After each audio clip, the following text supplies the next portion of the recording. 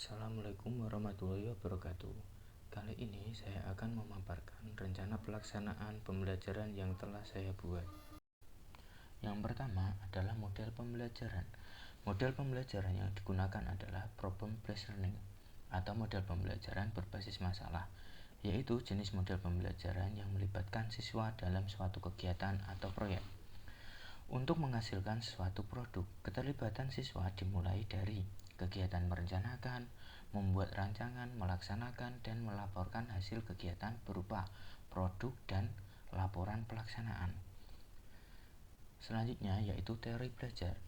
Teori belajar yang mendukung model pembelajaran ini adalah teori belajar konstruktivisme. Teori konstruktivisme adalah teori belajar yang memberikan kebebasan pada manusia dalam belajar dengan kemampuan untuk menemukan keinginan atau kebutuhan tersebut dengan bantuan fasilitas orang lain. Teori belajar konstruktivisme mendukung model pembelajaran problem-based learning karena dalam model pembelajaran ini peserta didik berperan aktif dalam membangun atau merekonstruksi pengetahuannya sendiri dengan mencari berbagai ide untuk menghasilkan suatu produk, dan guru berperan sebagai fasilitator yang membimbing peserta didik menyelesaikan proyek yang dilakukan. Selanjutnya yaitu perkembangan sosial. Perkembangan sosial ini memberikan pengaruh yang sangat besar bagi perkembangan peserta didik. Ada beberapa aspek. Yang pertama yaitu kemampuan memahami orang lain, kemampuan bergaul di sekolah, keterlibatan dalam kegiatan sosial, bekerja sama dengan orang lain. Dalam proses pembelajaran yaitu peserta didik diorganisasikan ke dalam kelompok-kelompok diskusi yang heterogen yang dapat membantu peserta didik berinteraksi dengan orang lain, melatih peserta didik untuk bergaul, mengembangkan kemampuan kerjasama, dan meningkatkan kepedulian terhadap sesama dalam kelompok. Selanjutnya yaitu penerapan pembelajaran berdiferensiasi. Pembelajaran berdiferensiasi adalah pembelajaran yang mengakomodir kebutuhan belajar peserta didik dengan guru memfasilitasi peserta didik sesuai dengan kebutuhannya karena setiap peserta didik memiliki karakteristik yang berbeda-beda sehingga tidak bisa diperlakukan yang sama. Di dalam rencana pelaksanaan pembelajaran yang telah saya buat, saya menerapkan diferensiasi konten di mana peserta didik diperbolehkan memilih sumber belajar yang sesuai dengan karakteristiknya seperti buku ajar, web, YouTube, dan lain-lain. Kemudian saya juga menerapkan diferensiasi produk di mana peserta didik dibebaskan memilih produk yang ingin dibuat seperti infografis, membuat video atau PowerPoint, poster, dan sesuai dengan kreativitas masing-masing peserta didik. Selanjutnya yaitu asesmen dan pengukuran. Yang pertama yaitu asesmen diagnostik, yang kedua penilaian pengetahuan, yang ketiga penilaian sikap, yang keempat penilaian keterampilan. Asesmen diagnostik. Asesmen diagnostik dilakukan dengan mengajukan beberapa pertanyaan di awal pembelajaran untuk mengetahui kemampuan awal peserta didik. Penilaian pengetahuan dilaksanakan dengan mengukur pengetahuan siswa melalui 5 pertanyaan subjektif seperti yang terlampir di bawah ini. Penilaian sikap. Penilaian sikap dilakukan dengan observasi guru pada sikap peserta didik saat pelaksanaan pembelajaran dan diskusi. Formnya seperti yang terlampir di bawah ini. Penilaian keterampilan. Penilaian keterampilan dilakukan dengan menilai hasil produk dari proyek yang dilaksanakan. Yang terakhir yaitu lampiran-lampiran, yaitu isinya proses pembelajaran dari awal sampai dengan akhir, dari pertanyaan diagnostik sampai dengan evaluasi pembelajaran. Lampiran pertama, pertanyaan diagnostik. Soal pertama, apakah Anda bangga menjadi bagian dari bangsa Indonesia? Soal kedua, apakah yang Anda lakukan untuk membuktikan kecintaan terhadap tanah air? Di situ terlihat bahwa peserta didik mempunyai jawaban yang beragam dan unik. Pertanyaannya, hal apa yang Anda lakukan untuk membuktikan kecintaan terhadap tanah air? Nasionalisme. Apa sih itu nasionalisme?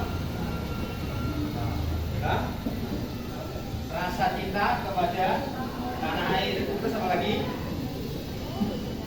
Nasionalisme. Apa lagi? Apa, Bud? Hah? Bangga dari negara, bangga terhadap tanah air. Apa lagi? Pengertian nasionalisme apa? Rin, jangan ngalamun Rin. Apa ayo? Cinta tanah air. Kamu sudah bilang tadi. Oke, kita lihat apakah pengertian nasionalisme menumbuhkan semangat rela berkorban bagi tanah air dan bangsa. Rela berkorban. Kalau di kalian rela berkorbannya apa? Kalau siswa belajar, memanfaatkan waktu untuk belajar.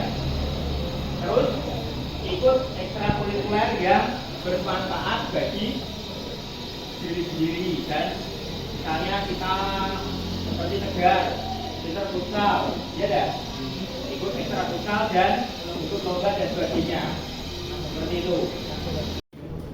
Silahkan di scan videonya, berkumpul satu kelompok, sudah langsung.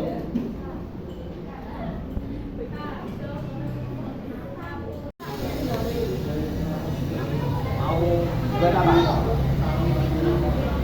PT.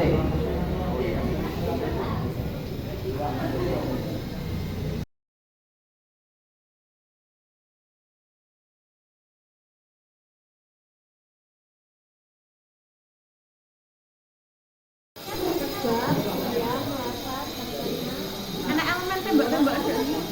Pak, mau tanya. Ini apa? Ini apa? Itu jangan tanya. Kayak apa tuh Pak? Apa? Si tembak menembak. Ya, kayak ngono. Yaitu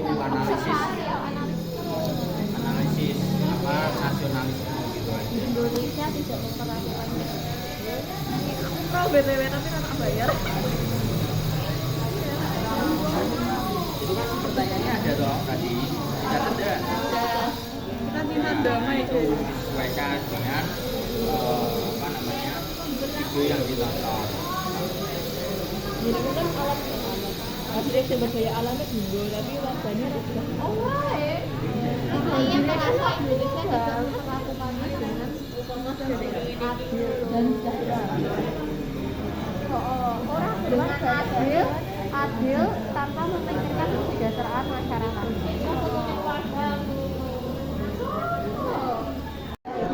Kemarin yang mau makro bisa kan? Kesini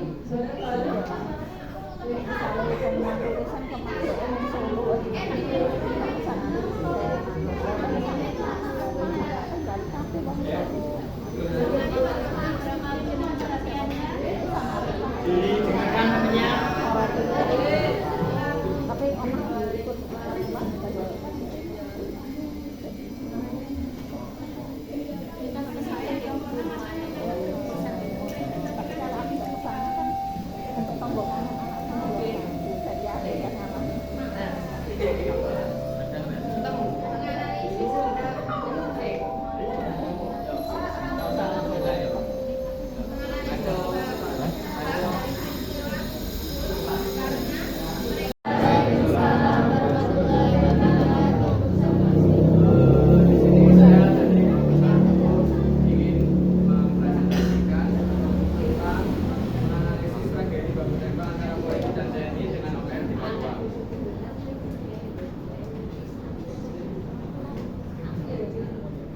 Pertama, kenapa peristiwa itu bisa terjadi? Karena adanya pengaruh terhadap orang faktor. Kedua, bagaimana cara menghindari hal tersebut agar tidak terjadi lagi dengan melakukan pendekatan secara Nah, kesimpulan yang sudah kita pelajari apa sih hari ini? Nasional. Terus apa lagi? Sikap. Sikap apa? Hah? dari Putri.